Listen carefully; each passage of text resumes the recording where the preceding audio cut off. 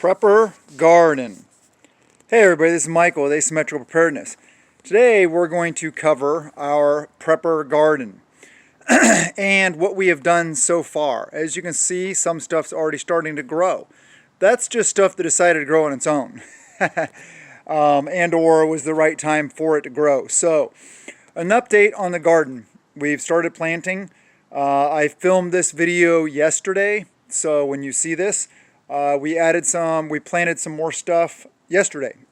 So, status of the apparatus is that some of the huckleberry bushes there, like you see that one, and there's one here in the middle that has leaves on it, and this one has leaves on it, are doing really well. Those I transplanted from the woods behind my house, so that we will have huckleberry bushes out here in full sun, where hopefully they'll produce more huckleberries, because back in the woods, they don't really produce that many huckleberries themselves. So what do we got going on in the garden here? As you can see, this one has a beet randomly growing back up, some garlic, and there's another beet over there, right there. But this bed, a week ago, we planted beans. So just basically green beans. That's how we eat our beans. They're just bush beans, planted a bunch in there. So that bed is good to go. This bed right here has onions right there in the first place. The garlic, of course, because the garlic was left in there from last year and it's growing up. We got parsnips, onions, sage, because it grows back year after year. And then in here, we planted some Swiss chard. So that's that. And then also about a week ago, we planted some potatoes in that bed. And then I'll go over here to this bed. That bed also got potatoes planted in it about a week ago. So that's the status of that. Nice little zen area, starting to get some green in it. That's my little area I made. The strawberries are starting to get a lot of new growth on them. Actually, we got some flowers there, as you see. So those are some strawberries. This bed is empty with the exception of a couple garlics in it. So that bed has not been planted yet. This section here, we're starting to put little cool rocks in it and stuff to make it look neat. That has two huckleberry bushes. One of which, this one, has leaves. The other one doesn't, so it may have died. I don't know. I don't really care because if they die, I'll just dig them up and go get more from the woods. So it's not that big a deal. This bed we planted today. Half of it is in Brussels sprouts and the other half is in cucumbers. So that'll be good to go. This bed, okay, so this is the bed from last year that I allowed the strawberries to take over. It started with 4 plants in this little planter here at the end. And as you see, I have a lot more than 4 plants. They're growing all over the place. So I'm going to have strawberry starts coming on my ears pretty soon. So all my buddies and all my friends, all my tribe members will get lots of strawberry starts. And then you see here, growing up over the trellis, there's 2 grapevines. Try to get it here without getting the sun on you, sorry. They grew up and over, all the way up and over this to right about here. You can see that one grabbing on right there. So we might get grapes from them this year. I don't know. This bed has not been planted yet. There are some parsnips right there. This bed, a week ago, we planted potatoes.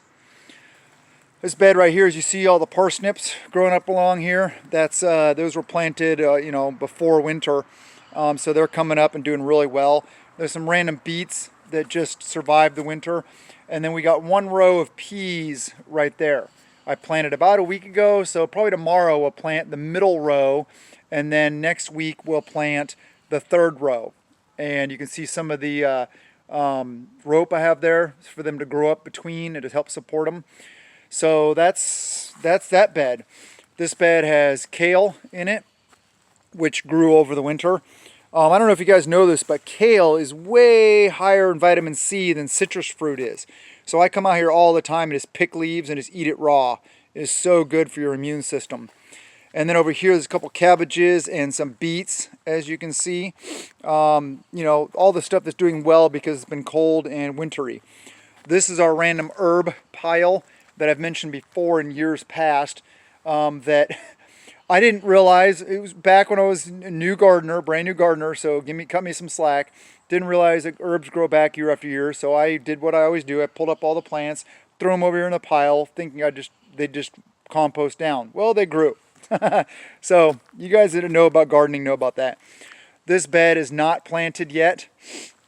Over here in what is going to be pretty soon, it's going to be Berryville, we're going to call it, there's a raspberry, there's another raspberry right here, there's another raspberry right here, and then I found the trailing that was starting to grow, so I planted that right there. So it's another raspberry, and then another raspberry, and then this is a blueberry. You can see the new growth right there, and this is a blueberry. And then I'm going to plant 3 more blueberries along here.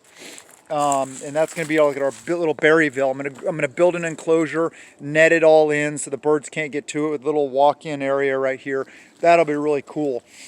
Over here we did some stuff earlier today also. This is our guerrilla gardening area. This is just next to the road going by our property. So starting over there, all the way over here, you can see the dead stalks from last year. These things growing up, that's Jerusalem artichokes, aka sunchokes, that I planted. But this year we added all over here, we added a whole bunch more, probably 2 or 3 times the number that were in there, maybe 4 or 5 times the number of them. So that's going to be a massive Jerusalem artichoke area. They're an invasive species. Look them up, learn about them. They're a tuber. Yeah. I'm just gonna let them take over the whole area. They can take over all they want, and that's gonna be like an emergency food storage garden type thing. My totes here for planting potatoes are all empty still. I still have to go get topsoil for them, so those will have to wait. This big raised bed here is empty still, except for the turnips that are growing. This is my actual Jerusalem artichoke bed here that has Jerusalem artichokes in there growing. Whenever they decide to come up, they'll come up. This is one of our plum trees. Get back here, you can see the plum tree. That they may produce this year, I'm not sure. And this is the other plum tree right here. So those may produce this year, I'm not sure.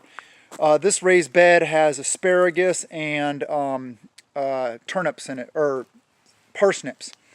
You can see here, where's one of the big ones? There's one of the asparagus growing up there.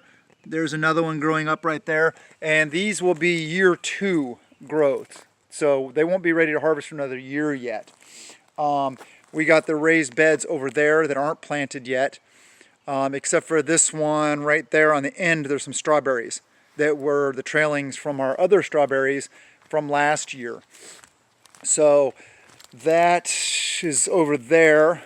Here, a bunch of garlic growing up. As you see, the rhubarb's really kicking it in now. See those nice red stalks down in there? That plant is some, I think that's Shasta daisies, just some flowers to make it pretty. See the driftwood we've been finding out on our adventures. Speaking of our adventures, if you didn't see the video, we started another YouTube channel, one of our other interests, and that is overlanding. And that's our overlanding vehicle right there with a rooftop tent on it. That's our overlanding vehicle for now. But if you want to check that out, check it out. Haven Ridge Adventures on YouTube and on Instagram and soon to be on Facebook. That's one of our things that we love to do and get out. It's good for bug out practice, all kinds of things. I'll throw the link to Haven Ridge Adventures on YouTube in the description. But check it out. It's so much fun going overlanding. I mean, you don't have to spend a bunch of money doing it either. You don't have to have a big fancy rig or anything like that. Hear me walk over here. This is our fire pit, firewood area for our fire pit there that we need to burn down, as well as other firewood and stuff sitting there. But this is, you can start off with just a regular truck, 4-wheel drive or SUV. You don't have to have a rooftop tent. You can throw a ground tent. You can hammock camp. You can ground camp if you want. It's up to you. I would suggest 4-wheel drive truck or SUV. I would suggest either all-terrain or mud-terrain tires. I would also definitely suggest 4-wheel drive. And just get out there and practice bugging out, living off-grid, and just having fun. But anyway, that's garden update and update on other things we do for fun and what we love to do here on Asymmetrical Preparedness and Haven Ridge Adventures. I love you guys. Have a wonderful day, and blessings to you and yours.